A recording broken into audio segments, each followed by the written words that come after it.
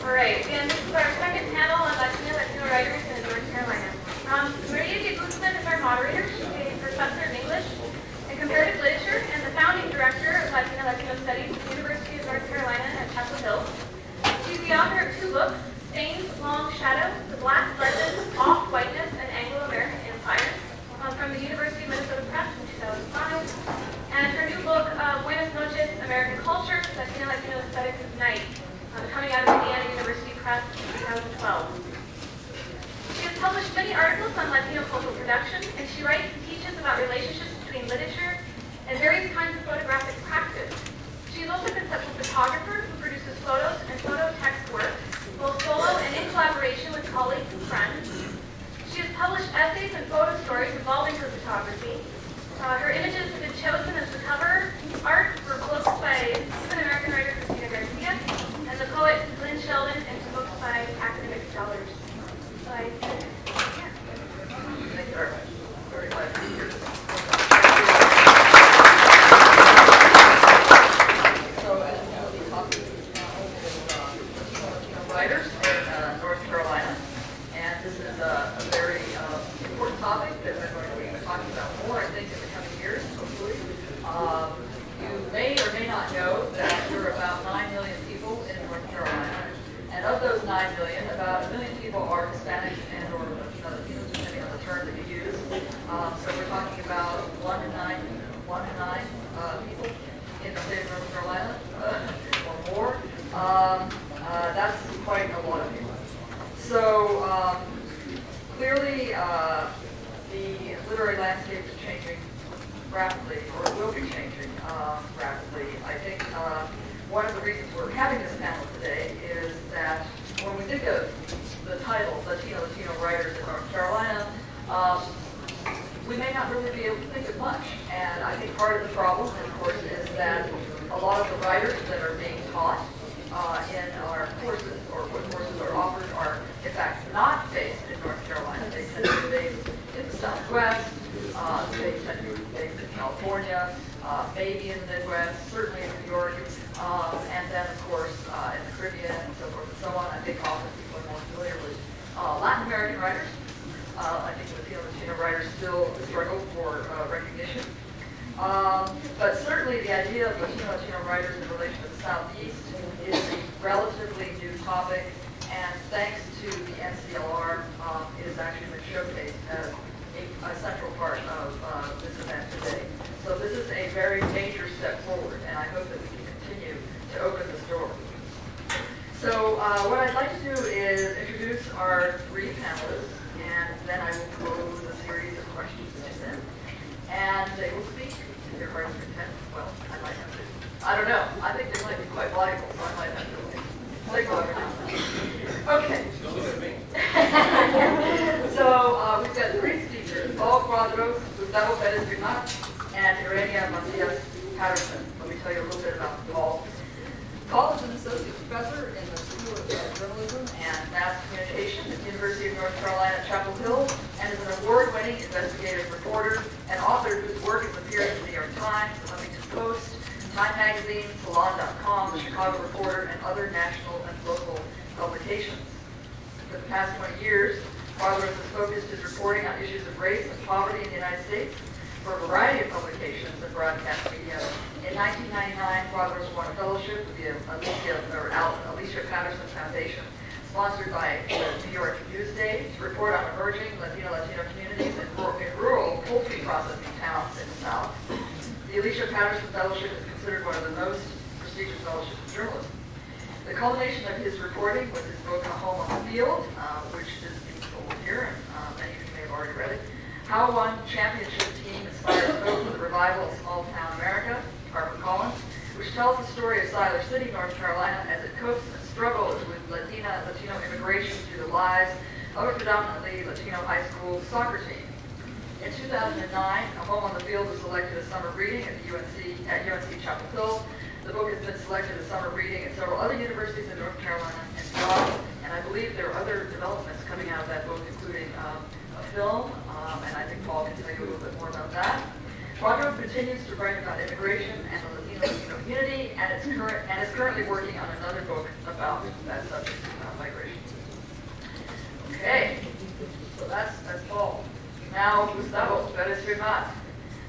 Born in Cuba and raised in Miami, currently divides his time between New York City and Chapel Hill. He taught at Duke University in Durham, North Carolina from 1978 to 1999, where he was named Scholar Teacher of the Year in 1997. He is now the David Feinstein Professor of Humanities at Columbia University in New York and a member of the American Academy of Arts and Sciences. He has been the recipient of fellowships from the Guggenheim Foundation, the National Endowment for the Humanities, the American Council for Learned Societies, and the Mellon Foundation. He's the author of Life on the Island, which is also being sold here, The Havana Habit, as well as several other books of literary and cultural criticism, 4 collections of poetry, a novel, and a memoir. His book, A Cuban in Mayberry, Looking Back at America's Hometown, is forthcoming from the University of Texas Press. And Irania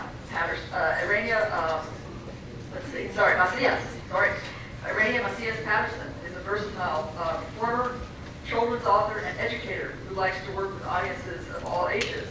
Her bilingual children's picture book, Chipi Chipis, Small Shells of the Sea, Chipi Chipi, Caracolitos del Mar, yeah, that's quite a tongue twister, was an International Reading Association Children's Choice Award for 2006.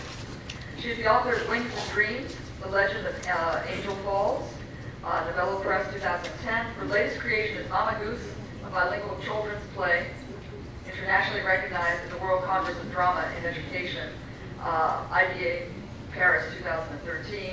She's written several publications for librarians on the subject of arts integration in a bilingual population, the intersection of bilingual Spanish children's literature, adaptation, and children's theater, with particular focus on the adaptation of picture books for the stage. Irania holds a master's degree in children's literature from the Universidad Autónoma de Barcelona in Spain, and she also obtained a teaching license, K-12, at UNC Charlotte. In 1992, she graduated with a BS degree, or a bachelor's degree, from Andrés Bello's Catholic University in Mass Communication. So we really have an incredibly wonderful and varied panel here, and I'm going to pose the first question, and feel free, anybody who is moved to speak. We do not have to stay in this order of seating or in the order of presentation. I'll just pass the baton. So my first question, thinking about Latino writers in North Carolina, is something like this. Could each of you comment on your sense of what it means to be a Latino writer in North Carolina? And also to think about those terms. We've got a lot going here. Latino, writer, North Carolina. Each of these terms warrants some investigation, and then I'm curious about how they work together. So if we could think a little bit about terminology, that would be great. So I would also like to think about this subject in terms of time, whether you sense there's some kind of evolution or devolution, as the case may be. There's always that possibility. So let me pass the baton to anybody who's moved to begin a response to this question. Oh. Hello, good morning. So my sense, I was born here in the United States from parents who immigrated from Peru, and I've grown up here, and I've always viewed myself as Latino, and have kept my cultural roots, my values, all those things, my language, very, very close to my heart. And in my career as a writer, and I've done all different kinds of writing. I've been an advertising writer, a copywriter, public relations, a reporter, a journalist, and an author. During all of that, my identity as a writer, as an author, has always been as a Latino author. And I would say that with A Home on the Field, that really sort of came to the fore for the first time. Because I wasn't writing for somebody else. I wasn't working for somebody else. I was just working for me and what I actually wanted to write about. And so that was very liberating for me, and that really helped to define me as a Latino author, and not just on the subject that I was interested in, but also on expressing my own thoughts and feelings about what I had seen and what I was experiencing in our city. And so A Home in the Field tells the story of these kids on the soccer team, and migration and its impact on this one community, and all the issues that everybody has seen on the front pages and on their television sets with regard to immigration. But it's also a memoir in many respects, because I coach the team, and it's about my story coming to the South and sort of discovering this region and discovering this emerging community and my relationship with it and my thoughts on it. So I have taken big steps towards defining myself as an author who is Latino. Well, that was a very tricky question, and I'm still, I don't have an answer for do I see myself as a Latina writer, or what is it to be a Latina writer. It has opened up to reflection to me. The first question is, do I have to be Latina to be a Latina writer? Do I have to write about Latino issues to be a Latina writer? Who defined me to be a Latina writer? Are you calling me a Latina writer? Who calls me a Latina writer? And do I have the freedom to write about anything I want to? When is it that I become a universal writer? And in a way, I have an accent. So of course, she has an accent. She's a Latina writer. So the accent actually, you can, is kind of an onomatopoeia of my own thinking. I cannot stop the accent when I write either, because I see life through the lenses of my Latinidad. And I think in the panel before me, you write from your own experience, of course, and you want to know about other experience. However, I don't have a formal definition from the academy or whatever to see what is the Latina writer. I wish I can be seen, before being a Latina, I want to be seen as a woman, I want to be seen as a mother, I want to be seen as a writer. And that's how I define myself. It was like, to me, a shock when I came to the United States. I was 25 and people wanted to know, how do I call yourself?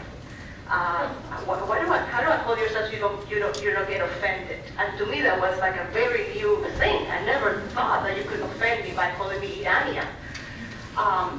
So it was kind of an interesting thing for me to accept the need to be defined as something. So I'm still struggling with that definition. It's good and bad. Good because, of course, being a Latina writer, people can identify you, they can discover you, they can look in the library, they can look you in Amazon. It's just, if you Google me, you put Latina writer, there, Irania Patterson, Irania Macías writer. It's easy to find me. And however, I am not obligated to write for Latinos, and I'm not obligated to write about Latino issues. I'm obligated to write what my soul tells me to write, what I, as a human being, wants to share with other human beings. That's the good part, the marketing part, the PR, the publicity life. It's good to be recognized as a Latina writer, and of course, you can be an inspiration for other Latinos who also want to write and see that you're making it, you're out there. However, I have I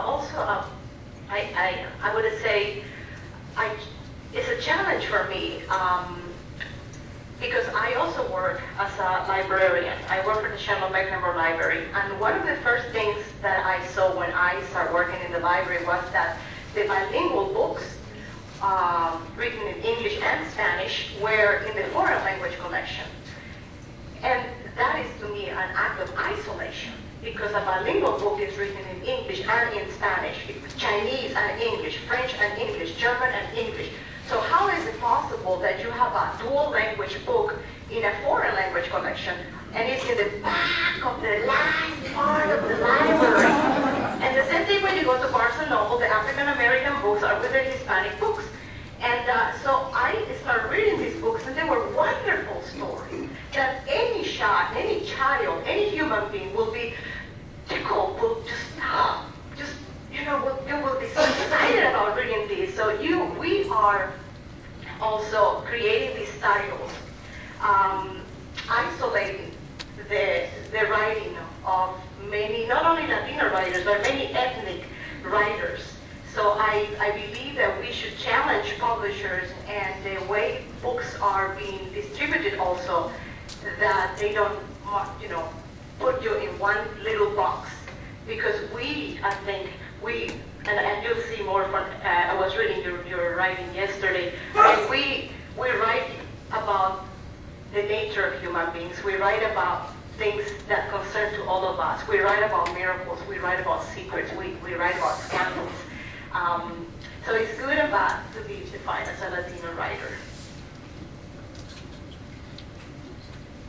This is kind of an unusual situation. Usually I'm the one who asks the questions. Thank you. So, well, first of all, let me thank NCLR and in particular Margaret for inviting me to be down here and to come back home. I consider myself an exile 3 times. I was born in Cuba, came to this country when I was 11 years old with my parents. 3 weeks before the premiere of the Irania Macías show. And in 1960, the fall 1960, then we moved to Miami. And in Miami, I told myself I was an exile from Cuba, and I did everybody in that community. Then I decided to study or somehow by default, I moved away from Miami and ended up in North Carolina in 1978. And then I felt I was not only an exile from Cuba, but from North Carolina. So I lived in North Carolina for many years, and then I left to do a job in North. The Cubans call the United States the North. And so my first exile was to the north, and then my third exile was to the north, the old southern sense, namely New York. And so this gives me an opportunity to come back to what is in fact, for me now home, North Carolina. About Latino, in a sense I feel like I'm here in a false pretenses because I'm not Latino. I'm Cuban. Okay? Cuban, Cubano, which that's who I am. And in fact, in that sense, I am like most Latinos. The most recent poll, so National Poll of Latinos conducted by the Pew Research Center, I think it was in 2011, most Latinos, most people who we call Latinos don't call themselves Latinos. Most Latinos identify by nationality, not ethnicity. In fact, among about half of U.S. Latinos are like some of us, 40 more.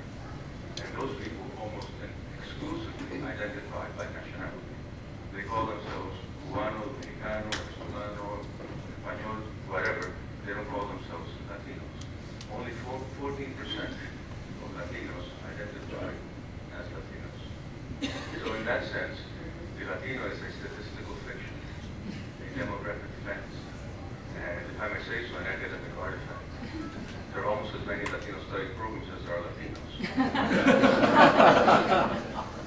So in thinking about the term, that would be my first thought, how problematic, and the term Latino is, and how it doesn't recognize the tension between nationality and ethnicity.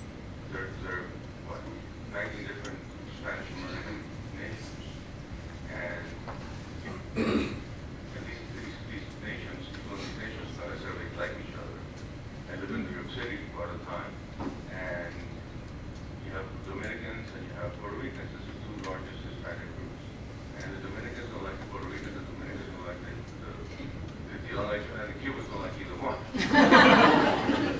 And so this idea of a monolithic, relatively monolithic Latino population, in some sense modeled on the African American population, is a fiction. It's not. It's convenient, and I teach courses, and I call them Latino literature courses because I can't call them literatura cubana, mexicana, venezolana, ecuatoriana, etc. So we call it, Latino literature, but one should not be misled to think that Latinos have a common culture. In fact, most Latinos don't believe that they have a common culture. Most Mexicans don't think that they share the same culture as Cubans or as Chileans or as Argentinians. We do believe we share a language. Okay? And that raises another important issue, which is the language of Latino literature. As it stands today, Latino literature is the monolingual expression of a bilingual population. Okay? About 80% of Latinos say that Spanish is their mother tongue. And yet, almost 100% of Latino literature is written in English. Partly for commercial reasons, because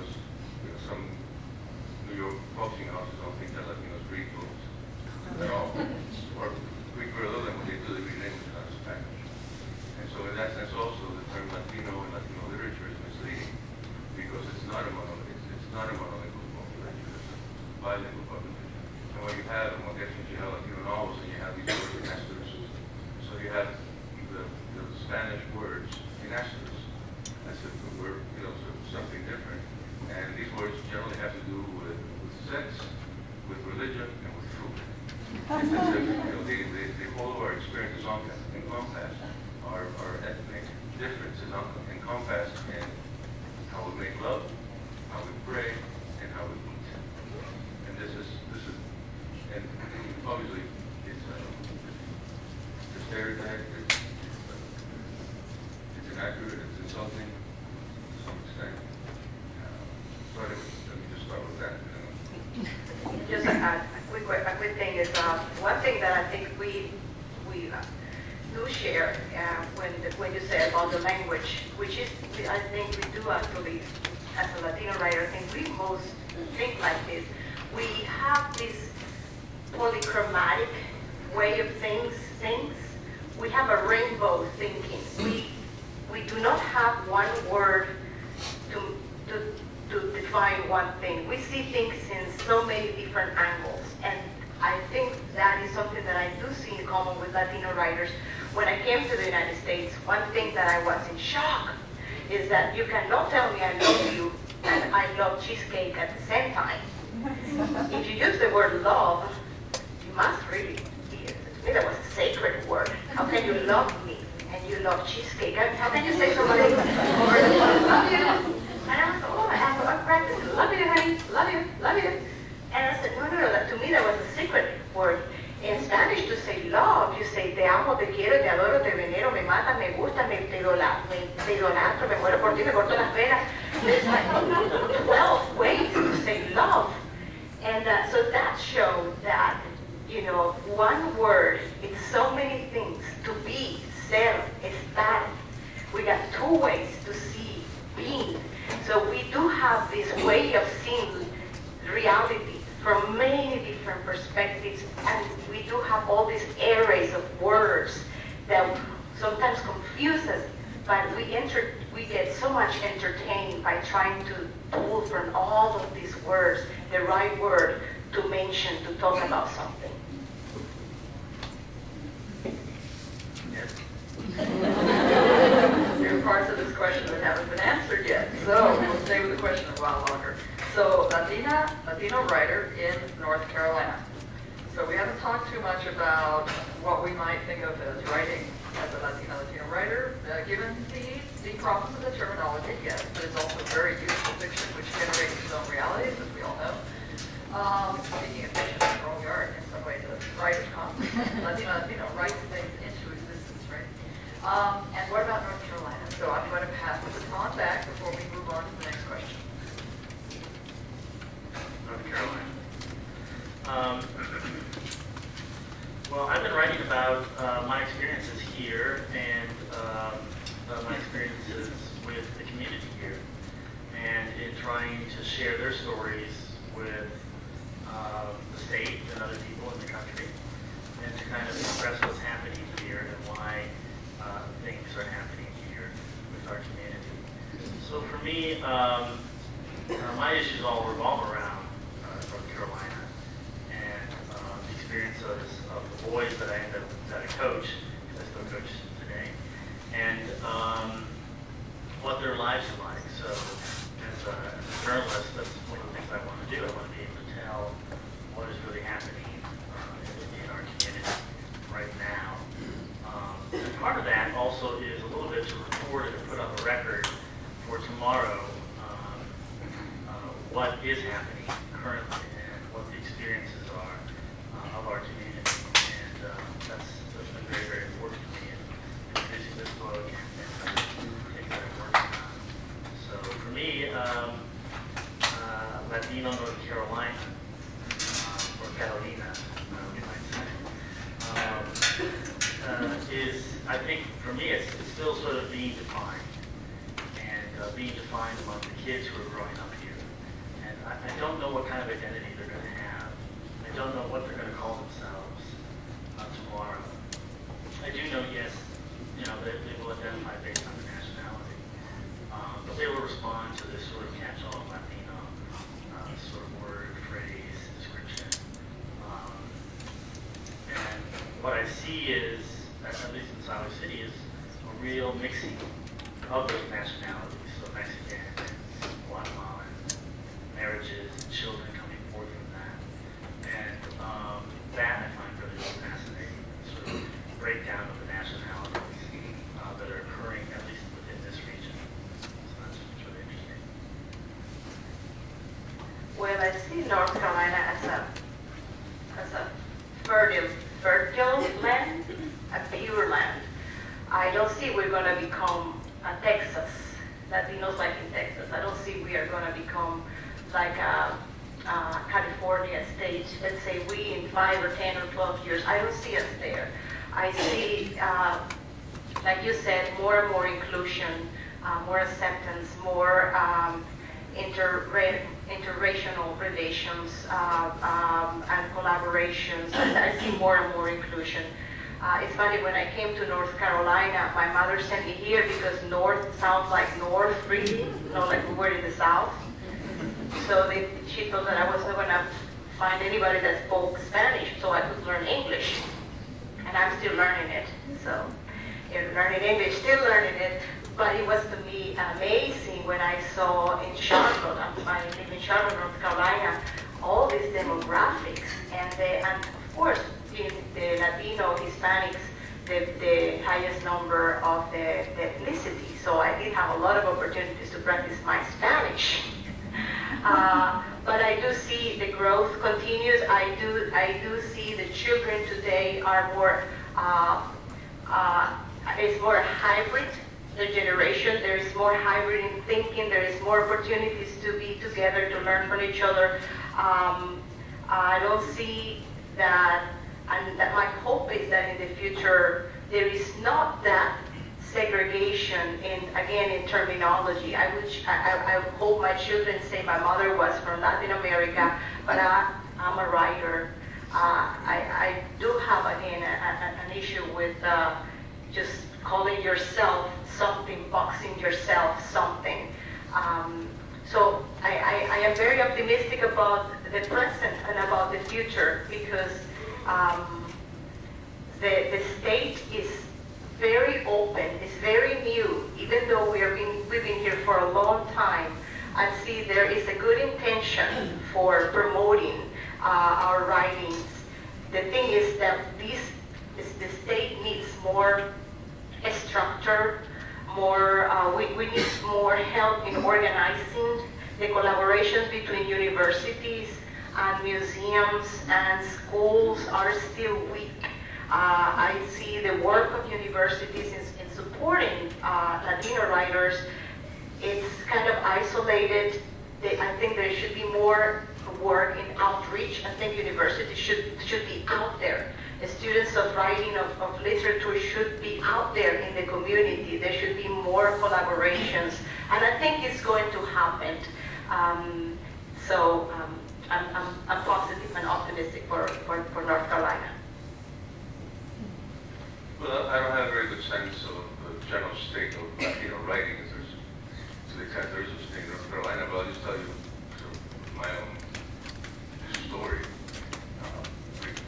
And I don't consider myself a North Carolina writer, though I became a writer in North Carolina. I was never one of those people who grows up thinking that he's going to be a writer. I think of myself as somebody who ended up in the wrong business, both as a professor and as an academic writer and as a creative writer. I use the word creative loosely. When I began a community college in Miami, and I sort of went from one major to another. Finally, I ran out of majors, ended up being an English major. And when I graduated from college, I must have had the world's largest collection of Cliff and monographs. Because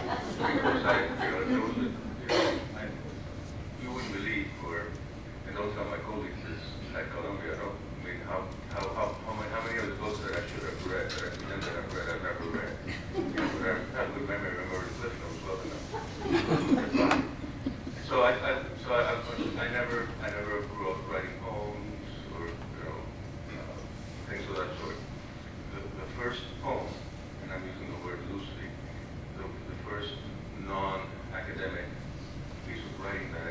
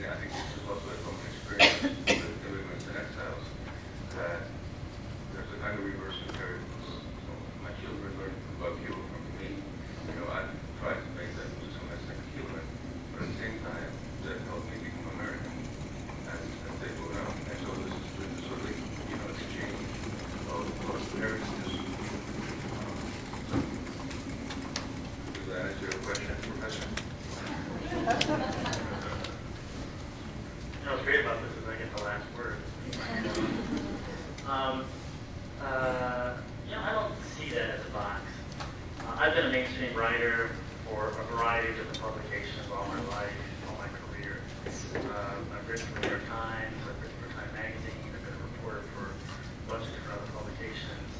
And never could I have ever called myself a Latino journalist or a Latino author, working like that. So for me, it's not a box. For me, it's my world. It's what I want to write about. It's what I want to be. It's who I am, and I'm embracing that. I'm discovering that. I want to be a Latino author. I want to express myself in whatever way I think that means.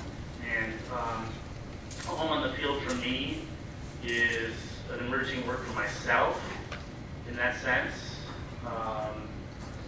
Because this is a book that's written by a Latino about Latinos. The interesting thing that's happening is that there's a couple of film projects involved with Home on the Field, and these films are made from books in which I don't know how to call them, but minority characters, their experiences are told through the lives of somebody else that doesn't look like that, and they go on to get made. This is not that story. We share a common experience, me and the boys, and common thinking, and a common heart in many ways. And that's different. That's a story, I think, that this emerging group of people is going to want to hear now and tomorrow.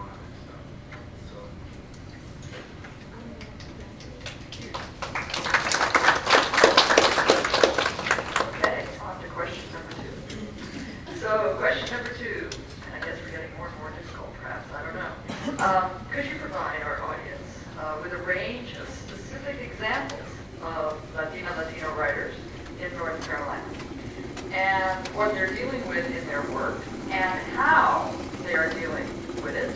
For example, their strategies, and their writing strategies, and any particulars about reception and impact that you might know of. Now, obviously, you can speak about your own work, but I'd be really grateful if, in addition to speaking about your own work, you would also speak about the work of perhaps your friends, your colleagues, and anybody that you've run across who might fall into this problematic but fruitful category.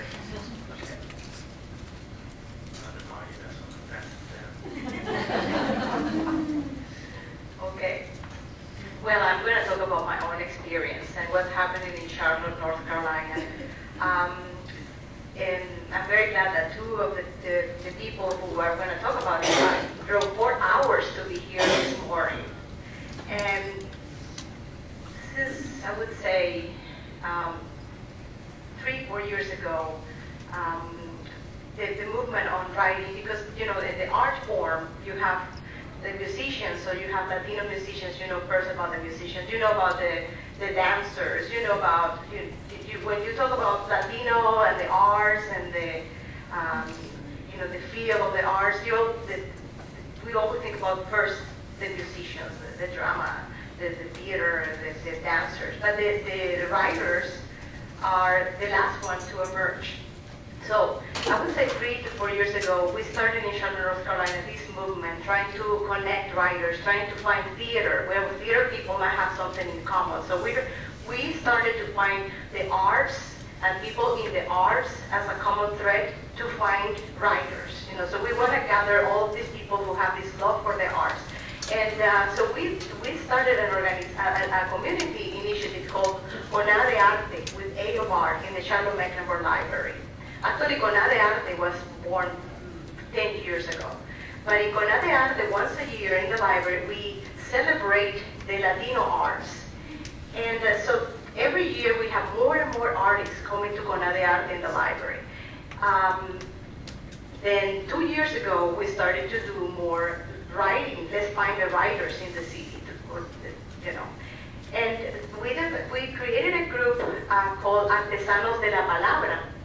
And Jose and Patricia are here. With Artesanos de la Palabra, the purpose was to just, read poetry, write poetry, and we utilize the library spaces to do that. Right now, we're in the process of writing a book. and it's called El Aroma del Agua. It's a Fragancia del Agua. So there has been little by little, initiatives here and there trying to write personally. So we are there. We are just babies out there. I cannot tell you all. I know this writer who made it. I think more the writing part is, I guess, it's easier from the university. If you work for the university, you might know the publisher. But for other ones that are out there, for writers out there, it's hard to connect, and it's hard especially if your first language is not English. So you're also with this, I have so much to say, but I feel handicapped in translating all of these thoughts into English. So we are looking for collaborations, and of course, a translator costs money, and we cannot translate our art. We're competing. There is a fellowship, the North Carolina Fellowship that the North Carolina Arts Council give every, I think it's every 2 years, and I have tried to apply to grants, but I cannot compete. The level of my English, and this is an honest opinion, the level of my English cannot be compared to the level of a person who was raised here, who grew up here, who studied here. I didn't grow up here. So I struggle, and that's another thing. I would like to find people in my level that can teach me, that I can share it. Like I was talking with Gustavo yesterday. How do you write? Do you write in English? Do you write in Spanish? What does it come first? Because it's true, sometimes the thoughts come in English, sometimes it comes in Spanish. Sometimes for me, just write in Spanish and then translate it. But I don't find that many people like me that want to grow and are in my level. And so we are starting to find collaborations of writers here and there, but the work is still ahead. And one thing particularly that I find an outlet to write is in the social context. Latin American Women Association contacted me many years ago to write a play about health in Latina issues, health for Latinas. So I wrote a play called Doctor Doctor. From that play, then another organization found out that I could write plays. And they said, why don't we write a radio novela, a soap opera on the radio? So I started writing soap operas on the radio for the Carolina Health Department, again, about health and nutrition for Latinos. And so I did a whole radio novela, a radio on soap opera on the radio. From there, then you can feel, oh, she can write about social. So I have discovered market in the, not a market, but there's so much need in the Latino community to express, to talk about issues. And there are very few people who are qualified to write about it. So that has been for me another avenue in writing about social issues, health issues, justice. We actually did another play for the DREAM Act and the high school students that want to go to college. And so we are working with high school students and writing plays and small sketches for the DREAM Act. So it's been interesting because my work is more right now being pulled by the need of the community, by the need of society in regards of social justice. So that's another way also to be a Latino writer. I'm afraid I flunked this question because I really have no idea about opportunities and efforts of writers in North Carolina or anywhere else, and that's sort of my fading, which is that no man is an island except me. I just don't, I don't have friends, I don't talk to my colleagues, and I have a love-hate relationship with our writing to such an extent that the only person to whom I dare show what I write is my wife, Maria, because I know she will like it no matter how crappy it is. And she doesn't, she's not going to tell me. So, I don't know.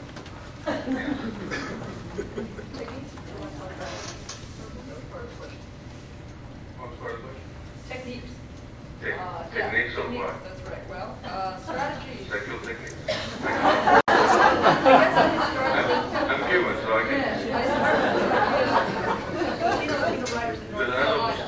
Are there any particular techniques? Particular techniques.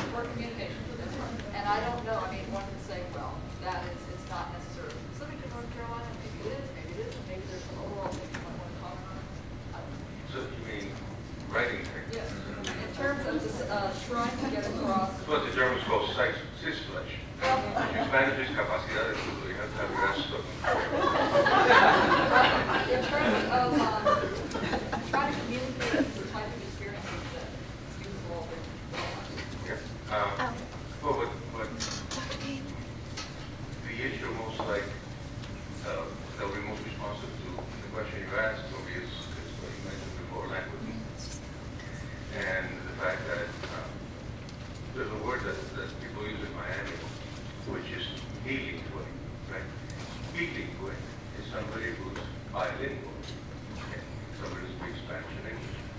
Bilingüe. Bilingual is somebody who doesn't speak either. Ni español, ni inglés. So instead of bilingüe, you're bilingüe.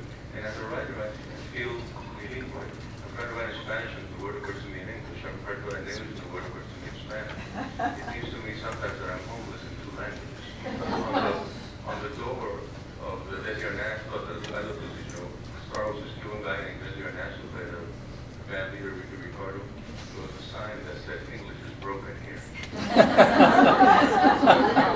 my English, and about Spanish.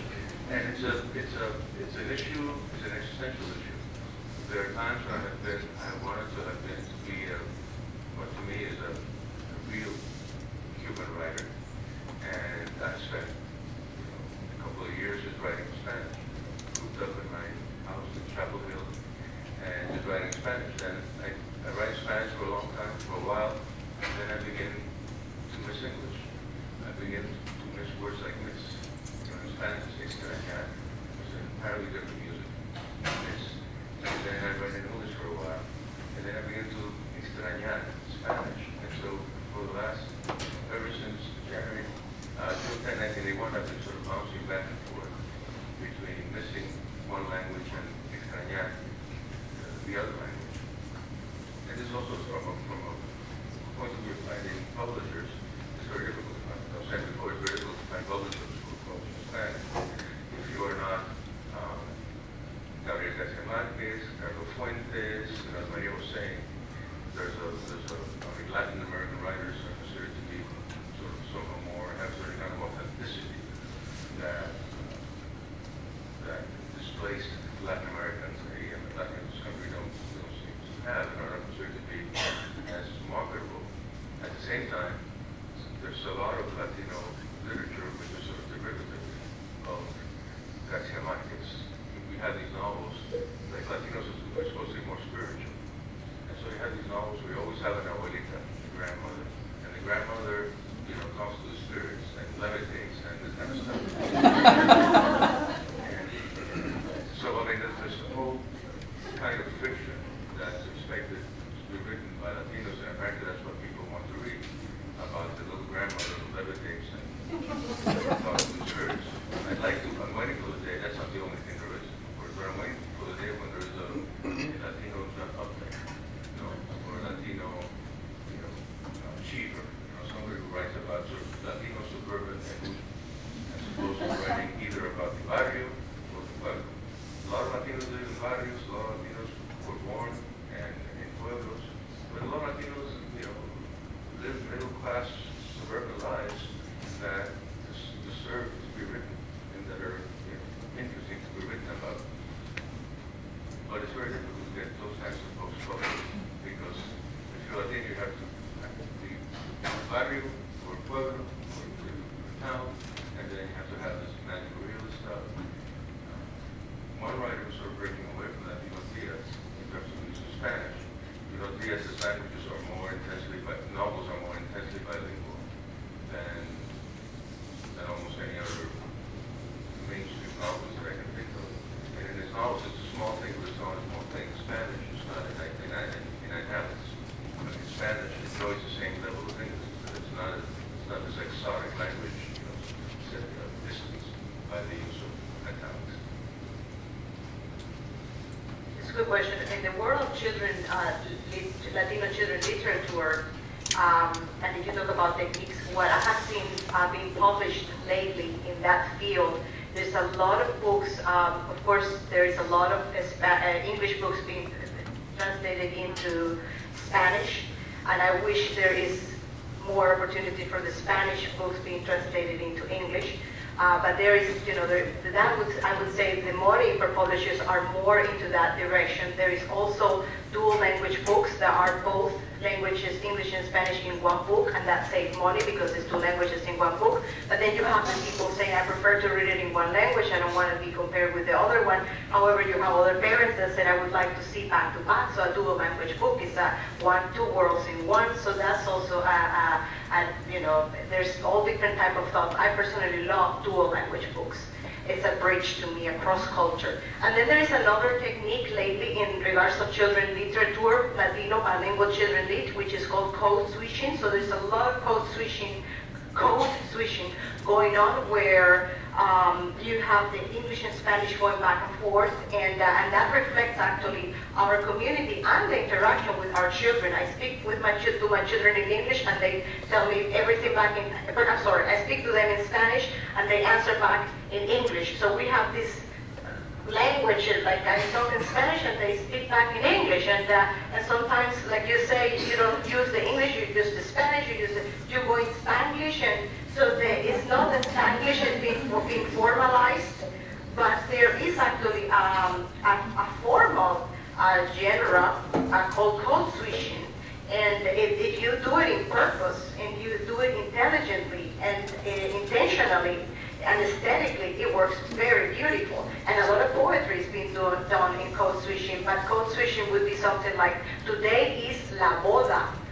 The what, abuela? La boda, the wedding of Antonio and Lucia. And here comes los barrenderos. The who? Los barrenderos, the sweepers. So you can go back and forth, just like a ping pong. And that's also another tendency in regards of technique on children, bilingual children literature. About that, finish off the thought. Another issue is for whom does the Latino writer write? Okay? And most Latino writers write for a non-Latino audience because there's more of them than there is of us. And so you have kind of, there's a very, very good book, memoir, by a Puerto Rican writer, Esmeralda Santiago. The first chapter is called How to Read and Wow. Now, Puerto Ricans don't need to be told how to read and wow. Okay? So this is kind of a how-to manual about Puerto Rican culture.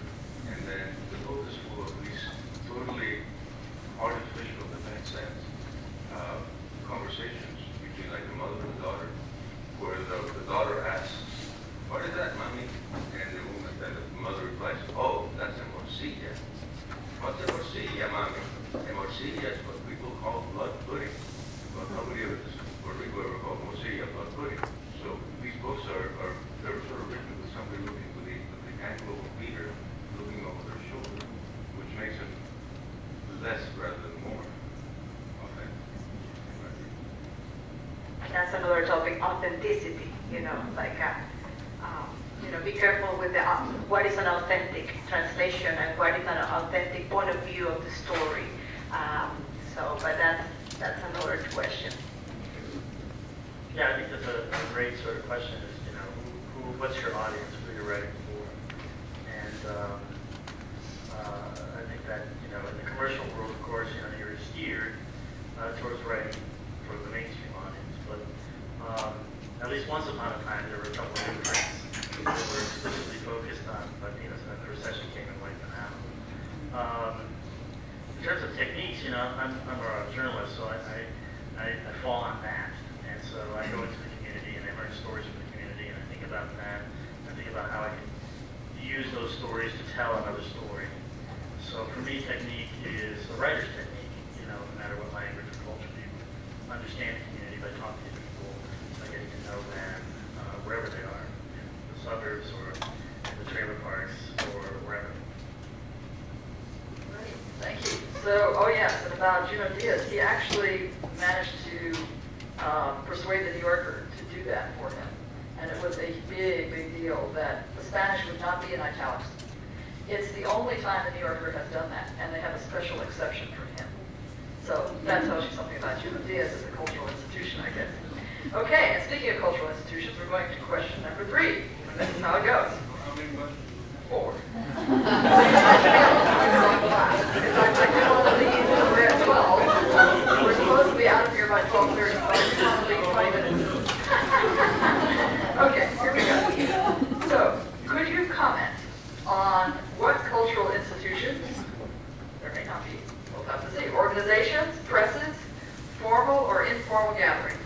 are making a difference in terms of the cultivation, visibility, and networking of Latino writers in North Carolina. Again, if you can provide some history, that's even better. Organizations that are doing that? Well, Or informal gatherings, doesn't have to be something formal. right. Well, at UNC Chapel Hill, of course, we have our Greenville Latino. So I guess that's one. And this event is another, and I've been invited to speak at other events with the same topic. It seems like every time someone wants to talk about Latino writers in North Carolina, they get a phone call or an email. So it's, you know, it's kind of out there, I think. But not to the extent I think that the level of the community is sort of emerging here. Wow, that's a tough question because it says that there is a lot to happen in the state to support the work of Latino writers. I can mention some of the organizations that I have met, that I have participated or heard about it. And I hope these are helpful for other people. There is a magazine called Label Me Latino, and Label Me Latino is actually led by a professor of Queens College in Charlotte, North Carolina, and it's open to any. It's a magazine, an online magazine, so you can. They're always looking for submission. Personally, I have found a lot of help with ALA, American Library Association, and then in ALA, American Library Association, there is a chapter called Reforma, and Reforma is the Latino chapter of ALA, and through Reforma there is a lot of support for Latinos and Latino readers, Latino writers, and librarians, and people who love books and love the work of Spanish Latin American writers. So Reforma through ALA is a good institution. There are different grants through the Arts and Science Council. We have the local grants, so the local council, but also North Carolina Arts Council have the fellowship grant in play, and as a playwright, as a poet, so the thing again, when I found, like to me, to compete with the level of some of the English, I have to translate sometimes my work, and I found myself suffocated because I sometimes it's very hard to translate your work. But the fellowship grant also is open to any writers. The schools are also great opportunities. I have found, sometimes schools ask for mini grants, and there are some schools that are writing books, and they need the children to write the books, and they want you to help them with writing these. It's not that you are the writer of those books, but I have done a lot of projects with schools, and they have sometimes money, and they hire an author to work with the parents and to work with the children to develop a book project. And I found that really fascinating, especially because many of these projects is about interviewing parents about their history, about it's cultural preservation. And so we interview the parents, and we ask them about their rhymes and the games and the poets and the poems that they grew up, and we develop anthologies, or we try and we adapt this into plays. So that is also a way that I have found to continue writing or help other people writing. There is NALAC, which is a National Association for Latino Arts. And NALAC is national, and there is also a lot of opportunities to apply for grants. CAPS, creative arts in public schools, and also these people hire teaching artists. And so if you are a writer and you like the work of working in the schools as a teaching artist, it's also an opportunity for you to show your work or to teach about your work. There is actually in Alabama, but this is South Carolina, I'm sorry, but they can invite North Carolina writers. There's a conference called Connecting Cultures and Celebrating Cuentos, National Latino Children's Literature Conference. It's every year, and they do it in South Carolina and in Alabama. And so this is also an opportunity for any writer in the South to be part of. North Carolina Writers Network has been an amazing organization, and it has really helped me with networking, and their conferences are wonderful. And the Society of Children Books, Writers, and Illustration of North Carolina is also a great organization. One organization that I have found inspirational is the IBBY, which is the International Board of Books for Young Readers. The International Board of Books for Young Readers, if you're a member of them, they have wonderful projects that support literacy and reading across the world. And then it's also a great venue for you to network with international writers and with writers in the United States who take serious the love for reading across cultures and throughout the world. So the International Board of Books for Young Readers is also a great organization that I have found very useful for writers to grow. And I know you didn't write any of this, so I have it right here. So if anybody wants to ask me later, I'll be so glad because I have all the links and the websites for these organizations. I don't know if you want to say anything about these questions. I think you said everything I was to say. Good list. Okay, so we're down to our last question, which is one of these vision questions. And then I'd like to open up the questions to the panel, the audience. So, if asked what you see for the present, and maybe a 5 or 10 year future of Latino writers in North Carolina, what would you say? Also, what would you like to see happen? Because of course, a lot of this is what we'd like to see happen, I guess. We have to bring it into being. What kinds of material, social, cultural, and institutional investments are necessary to make your vision a reality? Just sort of looking ahead, boy, I don't know what we're going to see in the next 5 or 10 years in terms of these voices.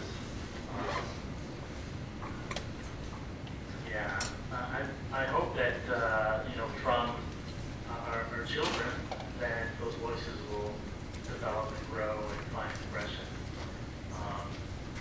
That's a real hard thing to sort of predict.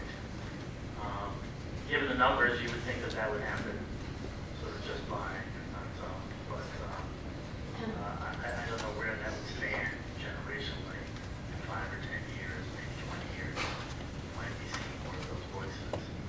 But I do know that it's critical because 1 in 4 kids in public schools are Latino. And half our toddlers in the United States are Latino. And the story in the New York Times a few months ago about there just not being enough book stories that meet right at those kids. So there's a real sort of hole in the market. So I hope that gets filled somehow, some way. This is not easy stuff to do. I don't think it's easy for those kids who are going to have to identify as a Latino author, right? We've talked about that. Will they have the courage to sort of do that? I don't know. I think that's in sort of doubt. But I'm always hopeful that the future brings better things. So that's one way to kind of look at it. And at Carolina, at Chapel Hill, we're working hard on developing a center that could help foster that voice. Those of us who are there, and I'm hopeful about that too. Well, my thought about this is that we do need to start creating the bridges and the networking between Latino writers, between the academic world, between the libraries, between the museums. Those connections have to happen. It is, like I said before, I'm optimistic, but I think we are really still in the baby steps.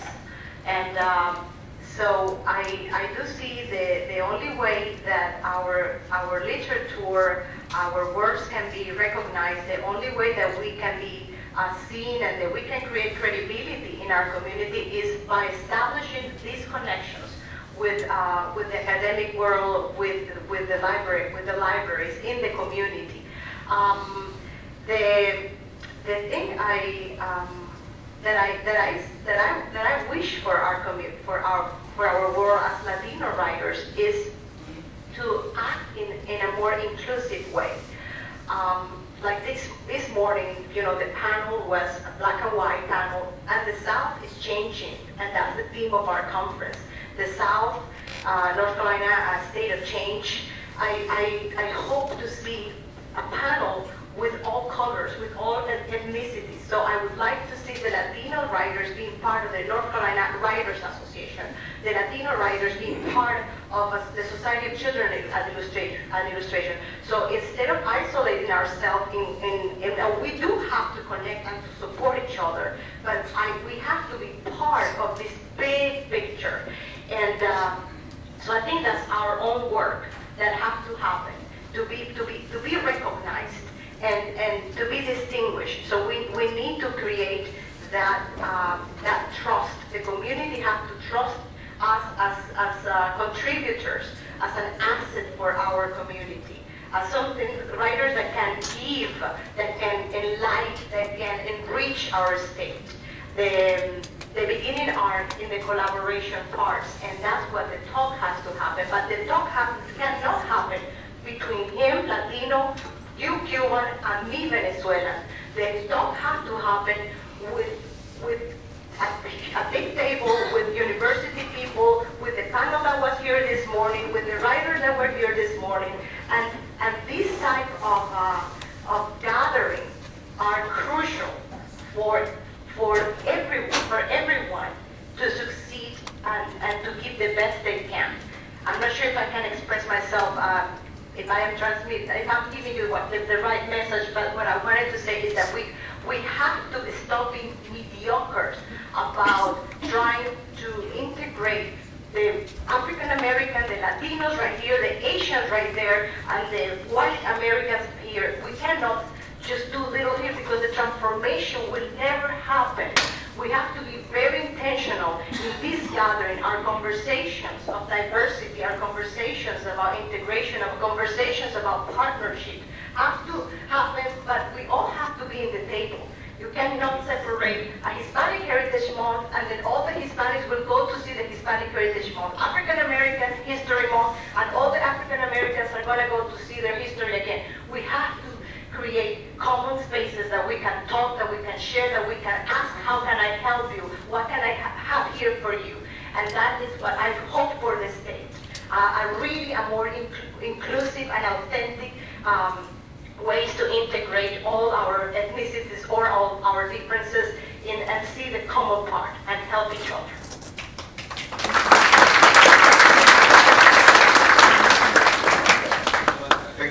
I agree with everything Maria and Paul said. I think, I guess my contribution would be that in terms of Latino writing, I'm more worried about the writing part than about the Latino part. I'm worried about the fact that as a teacher of undergraduates mostly, it seems to me that my students read less and less, and it's made easier for them to read less and less. And in particular, they read fewer books. I had a student last semester who teach a course on Cuban literature who said, well, this is the first time he had to read a whole book. Because what happens is, because we have these, at Columbia it's called coursework, so it's called Blackboard, where you can put fragments of texts on the web. And students, instead of having to buy a book, they just download a chapter or a passage or 3 poems. And that's what worries me more. The decline of reading and the decline of a book. I mean, for me, reading is not only a visual experience, it's a tactile experience. I love books. I love to caress. Like the Skittles stuff I will never be on.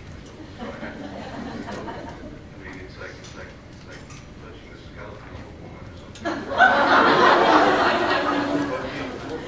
think we're getting into sexual techniques here. But as opposed to feeling her flesh, I mean, so, and that upsets me. Not for myself, but just, I mean, the decline of the book is a terrible thing, and the decline of reading. And so, writers need readers. There's no readers for whom we write. So that would be my concern about the next couple of years. Well, yeah, those kids, they're reading everything on their phone. So,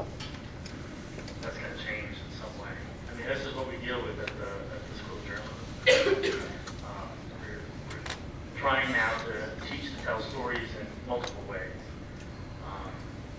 Words are one way, images are another, audio is another, and finding different ways to sort of express those stories, because that is how the younger generation is communicating. That's how they get their information. And it's very frustrating because I'm a book lover and I love to read. And we don't know, especially after a certain age, we just don't get it. I don't get it. I don't get why they do that, but they do. And it's their world. I mean, that is their world. That's how they're growing up now. And all I can do is sort of have faith that they're going to find a way to tell their stories in the medium that they're going to tell it, in the way that they're going to tell it. So, but yeah, I mean, it's pretty scary in that sense. Thank you so much. So now we do have exactly about 13 minutes for questions from the audience. So hold on a second. Go ahead. How much do you worry about lack of funding in the schools and possibly closure of libraries? We're going on with this sequestration, thank you, again. And most of the children, I know I grew up pretty poor, and the only thing we had was a library. But of course then, in school you had a little bit more of the teaching. I went to school in California, and I would say it's almost half as Hispanic where I went to school.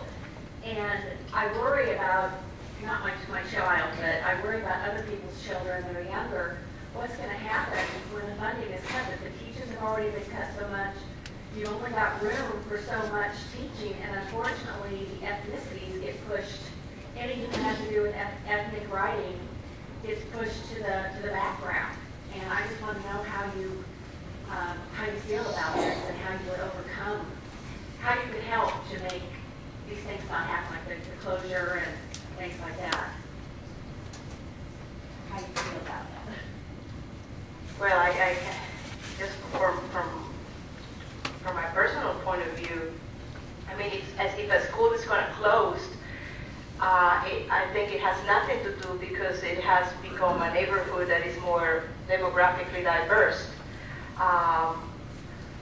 I think when we see that the teachers are more and more challenged with different languages in the classroom, more need for ESL, I don't see that as an obstacle. I see that as a great resource. You have, I mean, we're talking about, we're living in the global era. We are using the internet to communicate, and if you have a school that is rich, diverse, that's such a treasure right there. So instead of seeing diversity and children as an obstacle, or this is going to take more resources, I think we don't have to recreate the wheel. There are lots of techniques and ways to integrate and to work with all of these children.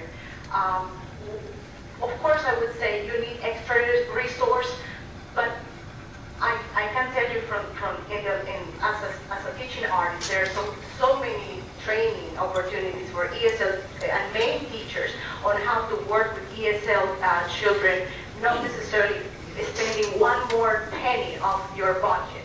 So we are kind of, I'm not sure what is the fear.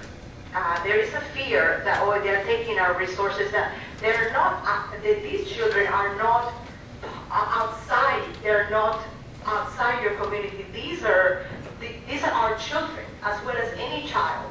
So we just have to be creative in a way of how to approach the children. I don't think that you close the school because you're buying more ESL books, or, I mean, I don't really know much about politics, I mean, about how is it that the budget work here or there, but I have seen schools that are highly diverse that have been recognized as great schools, and the scores went up, like Escalante, you know, high expectations. So if we train teachers, and that starts in the university, again, the teachers go out there with no skills into how to serve really the real world. The theory is out there, but like when the teachers come to classroom and face all of these different differences and all of these differences in the classroom, it's like, how do I do this? But I think the universities, again, have to train teachers in working with multilingual population, multicultural population. That's our demographic. It's inevitable. In the United States, it's a melting pot, and it's going to be more and more melting pot. And I think if we create institutionally the spaces for multilingualism, for art exploration, and for multiculturalism, if we combine art, multiculturalism, and multilingual or multiliteracy approaches, if we are trying to do this, we will see these in another way, not as a threat. But there is a lot of education that has to happen academically too, and training the teachers to serve these children. So, traditional public education is under assault politically. There is a thinking that privatizing education is the way to go, whether formally or informally. And so, that's what our country is facing now. And we see that here in North Carolina, we see this in Wayne County, we see it in Mecklenburg County too. And in terms of access to information, whether it's the libraries or whatever, I'll tell you that some of my boys, where they get their information from, or their access to it, they go to McDonald's. And McDonald's has free Wi-Fi. They bring their laptops there, and that's their library. They access there. So you want to help in that sense, get communities to offer free Wi-Fi, and then people have access to all that information anytime that they want. So that's one way to counter that. Just worry about kids losing their ethnicity. That's they get so homogenized in some places that they want to be like the other person, especially teenagers, young ones. I worry about kids and the school system not helping that by not having teachers and someone that understands. Right, there is, yes. What happened in Arizona with Mexican American studies, that will never happen here because we'll never have those studies here in our public schools. Because there are forces at play that don't want to see that. That doesn't necessarily mean that those types of courses and literature can't be taught somewhere else. I think there were like 172 applications for charter schools. How many of them were specific to this community? None. So, you want to tackle this in certain ways, you can do that, I suppose. But it will take effort. Okay, over here, and then one more, and I think that will probably take us to 12:30. First of all, Paul, I'd like to welcome you to my alma mater, East Carolina University. I'm Harry Stubbs, and if you remember, I'm the person who brought you to the Federal Deposit Insurance Corporation about 5 years ago to do our Hispanic History and Heritage lecture. My question is, I went down and did some work with the FDIC in Brazil, and I saw the ugly little secret that tends to get papered over sometimes in what Gustavo mentioned earlier of the broad basing of calling people Latino. And that was a color and class-based prejudice. And I'm wondering if you see it as a step forward or a step back if Latina writers in North Carolina and the United States start talking about those individual cultural or country or class or race issues within the community itself.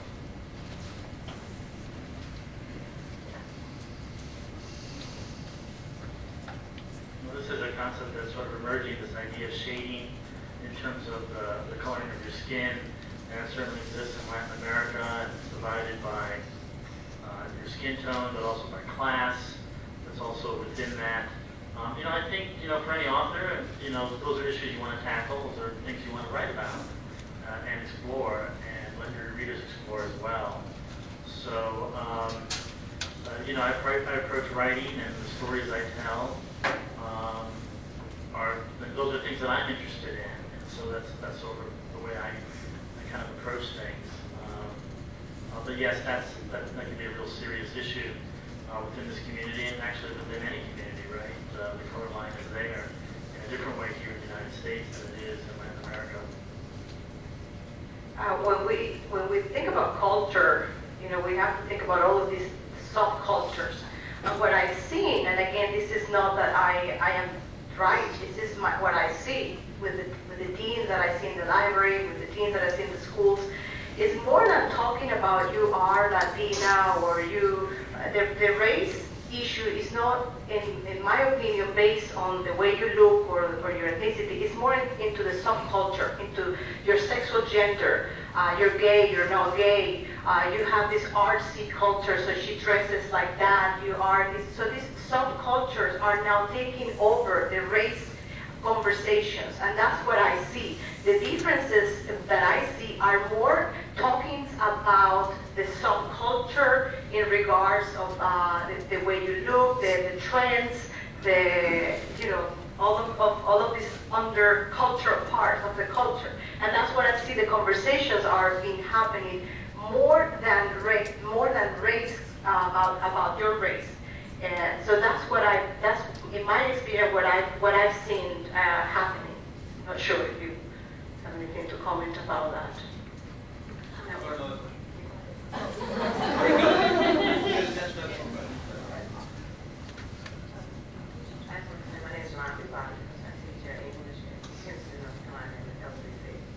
And I've always thought it was funny and I've had a lot of conversations about this with friends who got feedback from it. But the song, we talked about children, school generation. I remember the song Michelle Overcome, and I always thought it was funny that the African Americans were singing, because I was wondering what is it we're trying to overcome. We're black. So I thought maybe somebody else had something to overcome. So I never sang that song, but I went to last night just thinking about all that. I was born in Birmingham, Alabama, 1961. But I had a very protected family, and I never really experienced some things outside of my house because we went places where we were welcome. But last night I went to the fair in Kinston, and my colleague, and I hadn't been to the fair in a long time, but I saw so many things. And what you said about the libraries, we had libraries because we didn't have exposure. These children had exposure. They had experience. So the libraries they're creating seem to be different from the type of libraries we get. I can't read the book on my, but I have everything Apple made, and I can't read the book on it. I need to touch it, but I need to smell it. But my children are doing something different with language and communication. And what they're creating is something I always tell my husband when he complains about stuff. I said, sweetheart, the dinosaurs died for a reason. Here's how you said they shot old yellow, so. I don't want to turn into a dinosaur. So I'm trying to understand this new way of communicating. These children don't see what they see. They don't label. We label. We do rough labeling. But we didn't do it out of anger. We did it so we could communicate. I have to know where you are, and I want to offend you. So I want to label you so I can know, okay, don't do this, don't say that. Some people's wrists, I shake their wrists, some people I shake their hand. I want to know those things. But this generation is doing something that is unprecedented. And I think that, I didn't think about it until you said it about the libraries. We had them for another reason.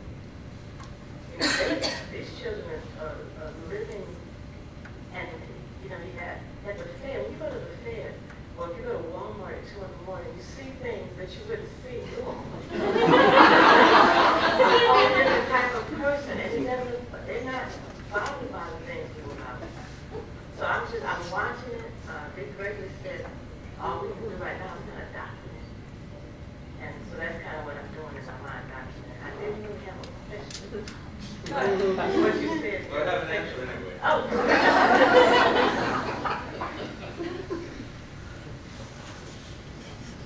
No, yes, I enjoy being a dinosaur. And I couldn't be anything else, even if I tried. And I know as we get older, we always complain, people always complain, well, things were better when I was young. Well, every once in a while we're right. And I think we're right about books. And I agree with you, it's different and it's unstoppable. And whatever's going to be, it's going to be. It's going to be our kids, our grandkids, and so on. But I think our culture will be poorer once books disappear and once that wonderful tactile sensual experience that you were talking about disappears.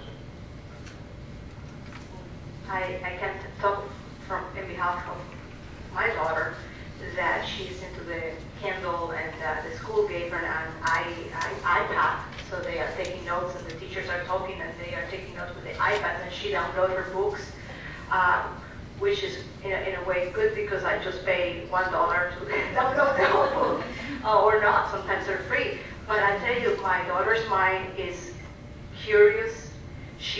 I don't see her behind the reading. She loves to read.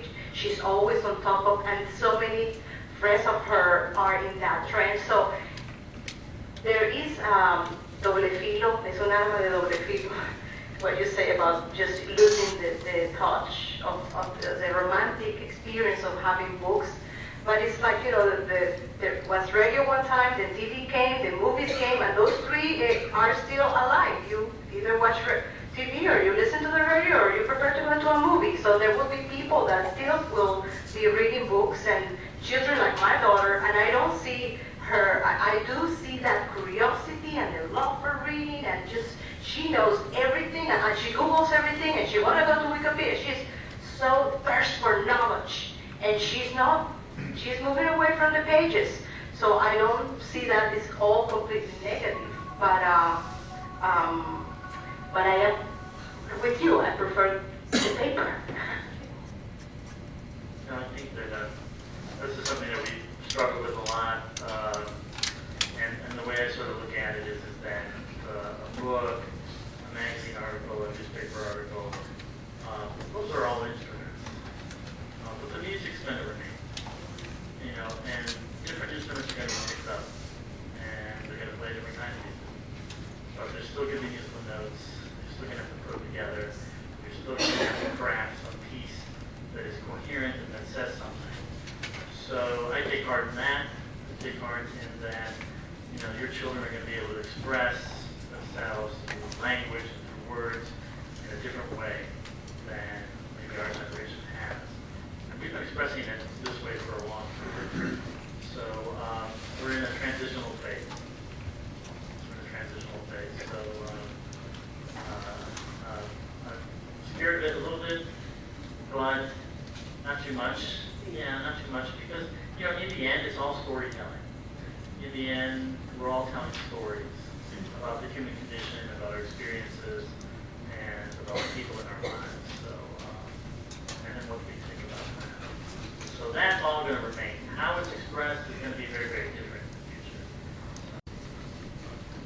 Thank you very much. Oh, okay, one last, have to be very short. Question, short answers too.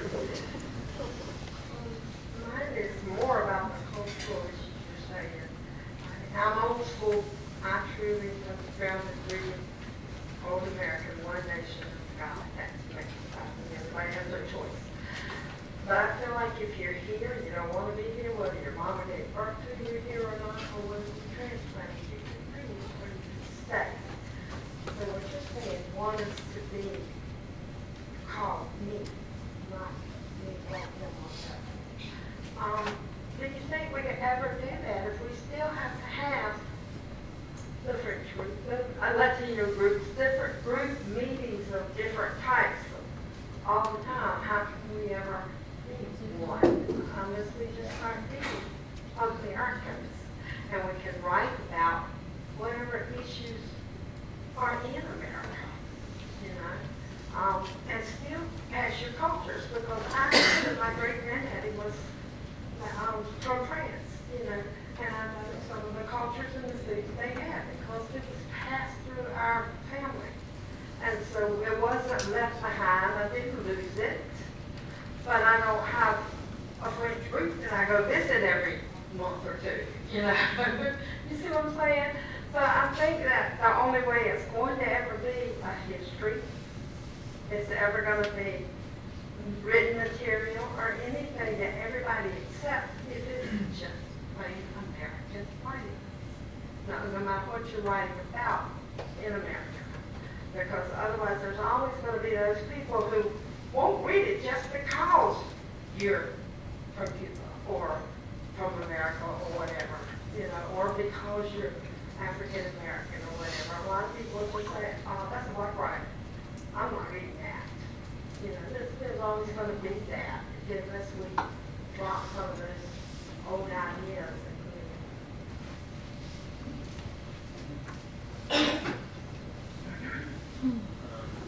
I was born here, and you know, the motto, of course, is "Eat for Rosuna," from many into one. I write about the many to understand the one. So that's my viewpoint from it. We can't look at how we are different as we come together as one nation.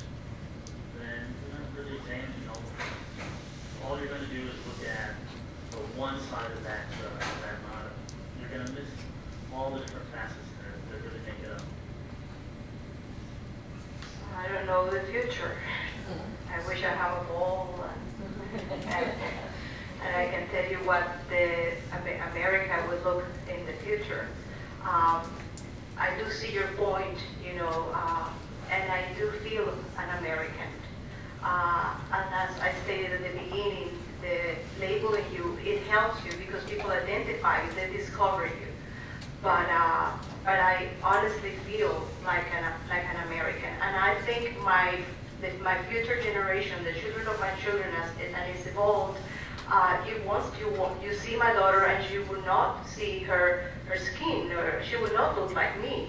She speaks Spanish. She reads in Spanish. She loves Spanish. She called herself Mexican, Venezuelan, American. She had like 6 different nationalities that she called herself.